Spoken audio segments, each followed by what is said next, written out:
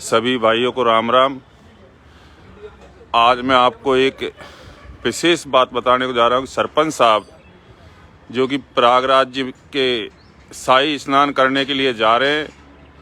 पहले गए थे अपने माताजी को लेके, पिताजी को लेके, तो वो पारिवारिक हो गया। अब जा रहे हैं जो भाई नरेश मीणा की रिहाई को लेकर एक जात बोली थी, इसलिए सरपंच साहब जी रवाना होंगे अभी कुछ ही देर में प्रयागराज जी के लिए और शाही स्नान करने के लिए।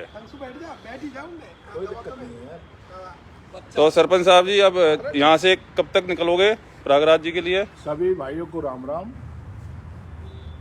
आप अरे ले यार आ गया ना। सभी भाइयों को राम राम।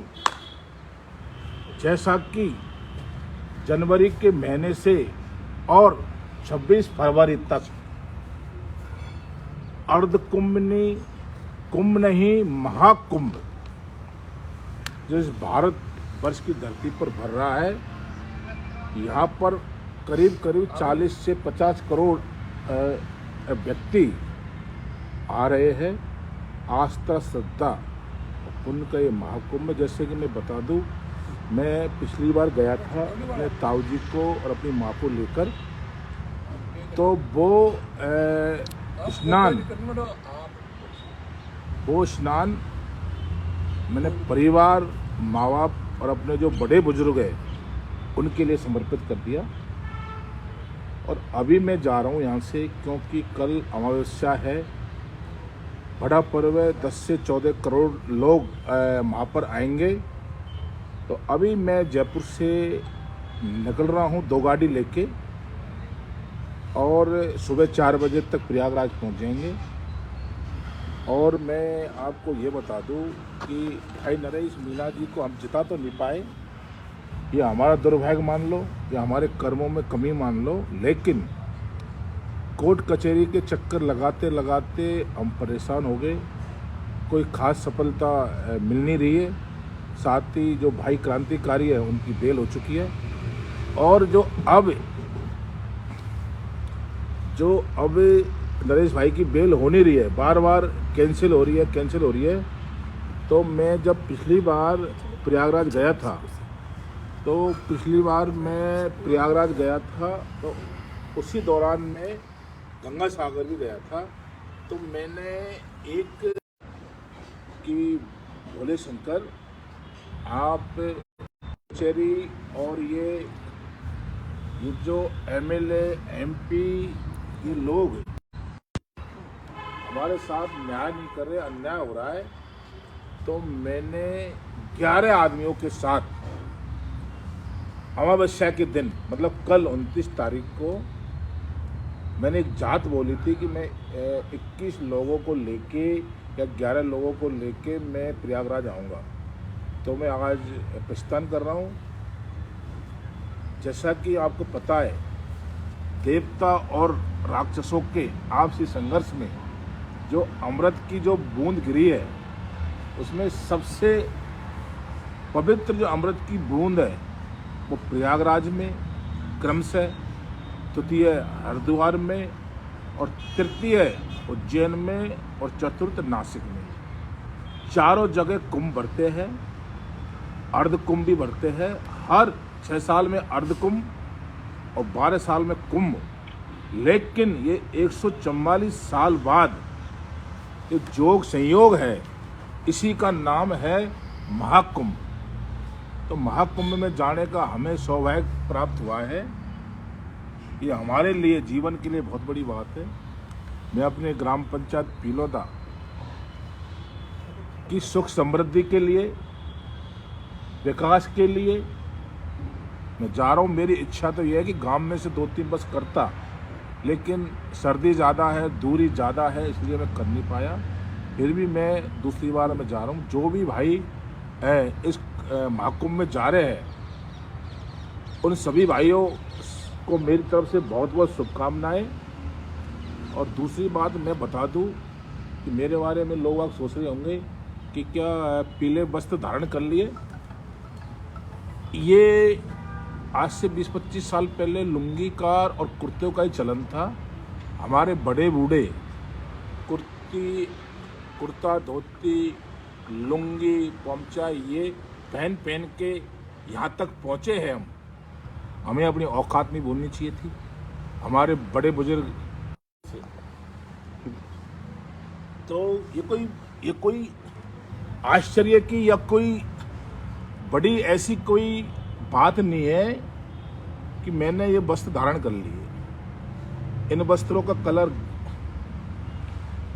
गेरुआ है और ये जो भगवा कलर है इसका किसी ने ट्रेडमार्क या रजिस्टर नहीं करा रखा, जैसे कि आम लोगों की धारणा है। भगवा का मतलब होता है त्याग, तपस्या और बलिदान। जिस व्यक्ति में सामर्थ्य है त्याग करने का, बलिदान देने का, तपस्या करने का, दूसरों का सहयोग करने का, दूसरों के लिए काम आने का, दूसरों का सहयोग करने का ये सामर्थ्य है, वो भगवा वस्त्र पहन सकता है। और लुंगी और ये कुर्ता बहुत ही कंफर्टेबल चीज़ है, बहुत कंफर्टेबल चीज़ है। ये हमारी खानदानी पोशाक है। कुछ भाई बोलेंगे कि भगवा धारण कर लिया। अरे मेरे भाइयों, भगवा का इतिहास पढ़ो तुम, वीर शिवाजी को पढ़ो तुम, मराठा को पढ़ो तुम, इधर महाराणा प्रताप को पढ़ो तुम। भगवा में जबरदस्त शक्ति है, जबरदस्त ताकत है। तो आज मैंने कोई लोग ये समझ रहा होगा कि हमेशा के लिए भगवा धारण कर लिया, ऐसा नहीं है मेरे भाइयों। सिर्फ कल के लिए और कल के बाद में अयोध्या जाऊंगा उसके लिए, वापस वही अपनी दिनचर्या हो जाएगी। लोभ मोह माया की वही पैंट शर्ट पहनेंगे और ये जो लोभ मोह में ये जो जिंदगी है वही जिंदगी जिएंगे।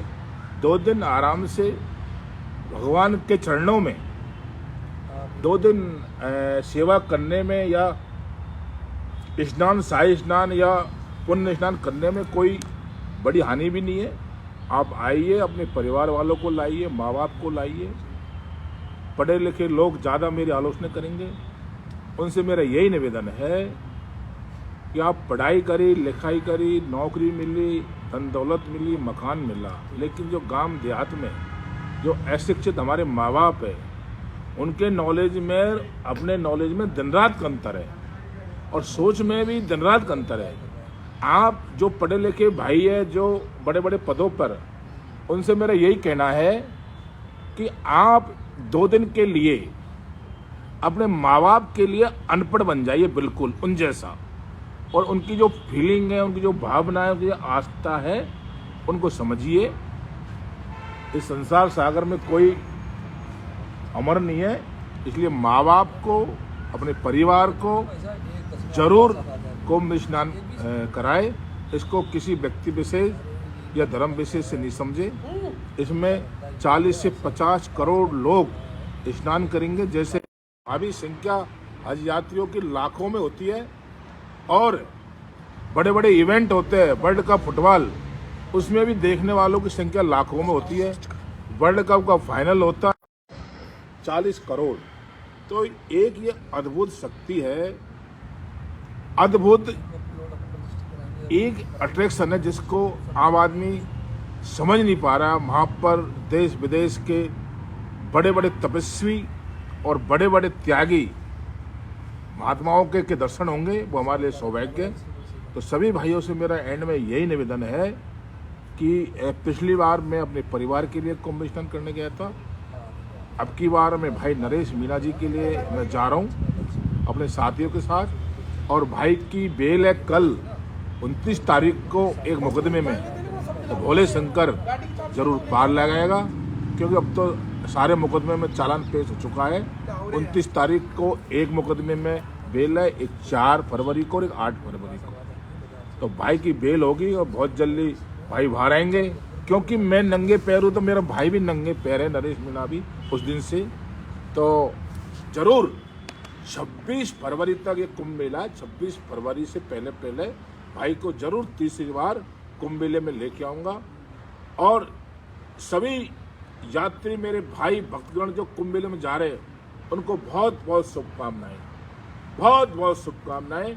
मैं आपका अपना दिग्गज गांव का दिग्गज सरपंच अजयराज मीना, बहुत बहुत धन्यवाद। राम राम।